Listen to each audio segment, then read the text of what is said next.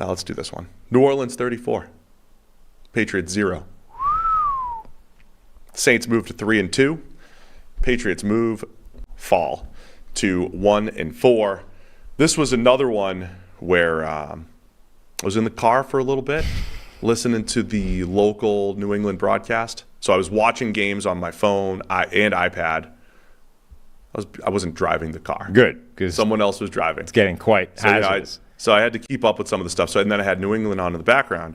I like the local broadcast because you see Scott Zolak doing the local broadcast for New England. Mm-hmm. Got some historic calls, like every other Homer local.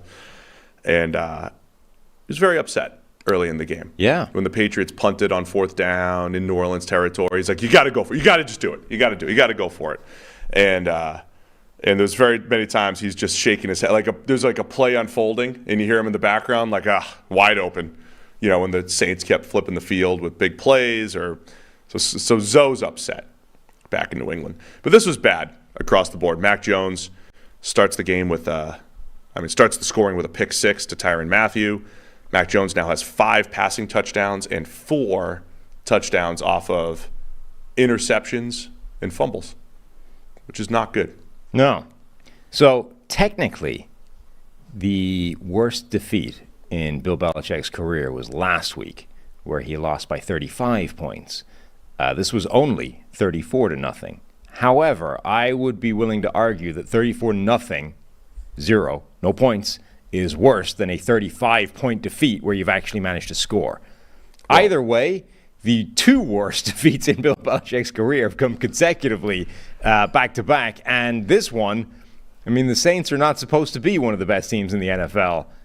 And you just got murdered. Let's give the New England story is a big one. So I want to give it its fair, it's due time. Let's give the Saints their credit and then circle back to what this means in New England, because there's going to be a lot of talk this week, Sam. There's going to be a lot of talk in New England. Credit the Saints. They moved to 3-2.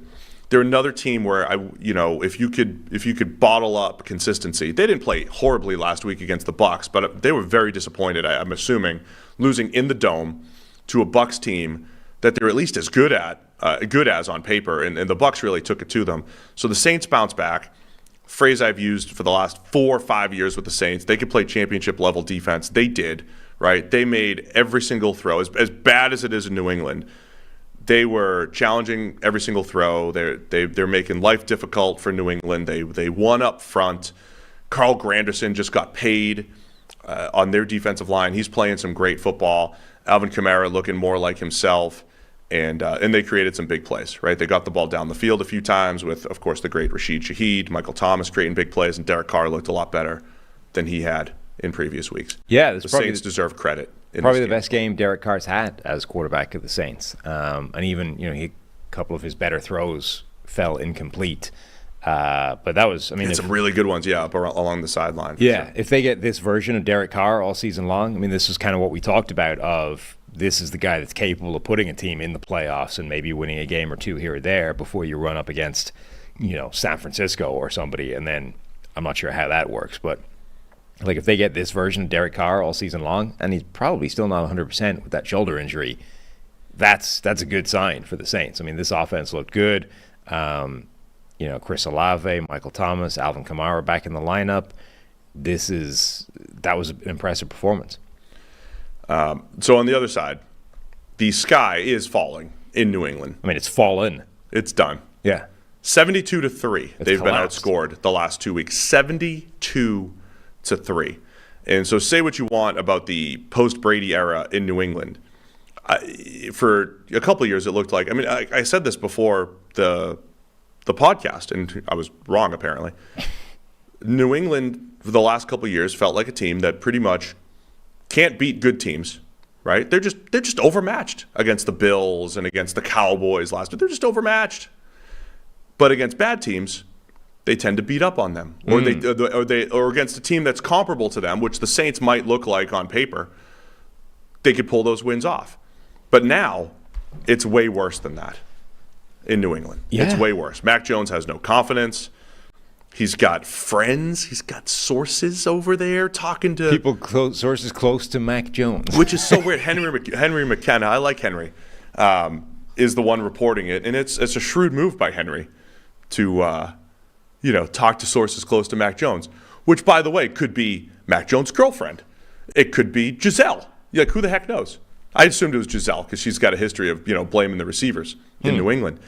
But sources close to Mac say basically the can't cook without the groceries. He's using the Parcells line. Yeah, which is a strange analogy to use simply because it's typically done for coaches and quarterbacks. It's like I would use a different analogy to ensure that people understand the problem isn't me, it's the people I'm throwing to. Which is why you don't even if that's not even true, but if I was making that argument. But I'm guilty right now because we're talking about this story that shouldn't be a story. They went to Mac Jones' high school friend who's like, hey, what do you think about the Patriots' struggles? Well, it's not my friend Mac's fault. Yeah, there's always it's difficult because there's always the implication that the Mac Jones controls everybody that's connected to him, right? Like Mac Jones, you never heard this with Tom Brady. Sources next to Tom Brady, except Giselle, publicly, but sources next to Tom Brady were never on the side, hey, who's this crap bag at left tackle he's dealing with? What's this? We got to fix that problem. You know what I mean? Tom Brady kept a tight control over everybody around him, and nobody ever said a word out of turn. The implication being that if you have somebody that is suddenly sounding off, that's a failing of Mac Jones somehow. And it could just be there's some loudmouth asshole that's talking to a reporter randomly on the side, and Mac Jones has no control over that one way or the other. It does start to you add that to, remember last year he got kind of in the doghouse where he basically went outside of the organization asking people, is this how an offense is supposed to work in the NFL? Because it doesn't feel like it to me. What do I know? But this looks bad, and that really pissed Bill Belichick off because, what are you doing? We don't go outside of the organization, even if the organization is a mess. So you add that to this. That's for a guy that obviously it's not whatever you sort of say about where the blame lies. And look, Mac Jones for the second week in a row got quote unquote benched, and Bill Belichick afterwards was like, it's not all his fault. Everything was bad. I don't think that's another one where go ahead, finish your point. So, but in a world where everything is spiraling out of control, things are going bad, and you're not demonstrably not the problem. You know what I mean? You might not be the problem, but at the very minimum, you're not obviously, definitely not the problem. So if you're in this with everybody else, it doesn't look good if you somehow start slinging stones. And that's, who knows if he is slinging the stones. But the point is, it doesn't look good when somebody connected to you is slinging the stones. No, but again, I'm just saying, Mac Jones needs to phone up everybody he knows and say, shut the hell up. Stop talking. This is looking bad. Yeah. This has been now. Listen, New England's defense just lost Christian Gonzalez and Matthew Judon. Right. So the defense wasn't even as bad. It wasn't good, but it's almost not as bad as 34-0 seems because you've got the offense that can't move the ball, threw a pick six right at the start. Sean Wade makes a phenomenal pass breakup, and you're like, okay, there's elements to that. Number one, that's an amazing play. Number two, it was Sean Wade that made it. What the hell is he even doing on an NFL field at the moment? Well, that's how badly beat up the Patriots' defense is. The story in New England, though, is Bill Belichick, the GM, versus Bill Belichick, the coach. And look, if we criticize Bill Belichick, I want to admit, the dude's probably forgotten more about football than I know, right? Yeah. Dude's great. But the GM moves, the offensive line looks atrocious, and the criticism we had before the season of the weapons.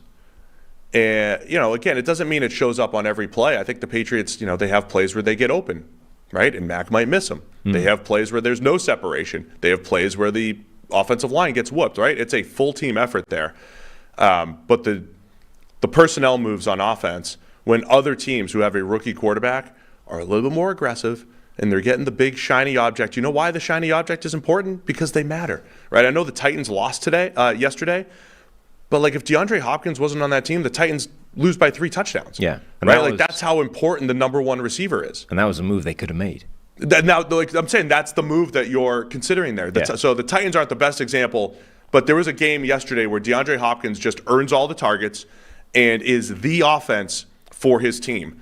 And New England doesn't have that, right? It's Devontae Parker, all right, throw it up into tight coverage. So all of it's bad, including Mac Jones, including the receivers. And so I guess my main point is I thought the Patriots might lose games, right? But it would be like, hey, they're just a mediocre team. Now they look like a bad football team across the board. And Bill Belichick hasn't had a bad football team since his first year there when they won 5 games. Right. I mean, you kind of have to park the defense for a moment because, as I said, it's so beat up. Sean Wade is playing for them. And albeit making plays, that's not a good thing. But the offense, I think you're starting to see, like the offense is the best example of what's going wrong here. And there's 2 ways of looking at it. The one, which the shouty shows will use, is Bill Belichick is a fraud. Bill Belichick was created by Tom Brady. He's never been good. He just stumbled into a Hall of Fame quarterback, the greatest of all time. And then everything looked like he was a genius, right?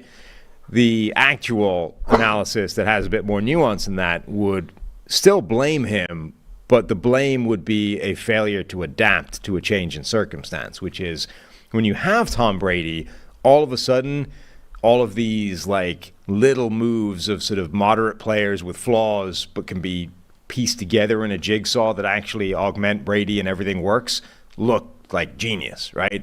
Like this receiving core with Tom Brady in his prime, maybe you're looking at it and going, this is a collection of, really smart players who all have a little skill somewhere and pieced together it's a group that can work. I mean, Brady did that several times in his NFL career, where if you took the individual pieces of his receiving core and like dispersed them throughout the NFL, which happened. I mean, like Deion Branch went other places and didn't do anything. Yeah, they would all look terrible, but somehow pieced together around Tom Brady, it's like, this is fine. This worked cool. This is great.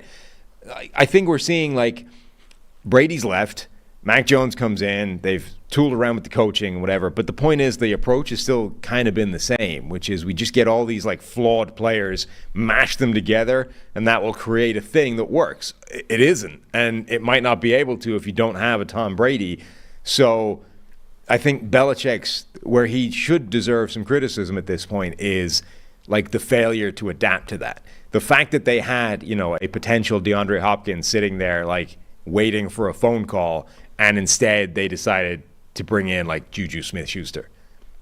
It's like that didn't move the needle. They let Jacoby Myers walk, who looks pretty good for the Raiders. Right, but even that, like I think, we'd kind of reached the end of the Jacoby Myers thing in New England, and that was the same. Like he was emblematic of this failure to do the big move. The big move was DeAndre Hopkins, and maybe that wouldn't have worked either, but at least you would have taken a swing. Whereas now the problem is you're not trying to make the big move that might change this. You're just sort of relying on eventually we'll find the magic again, and it's not happening.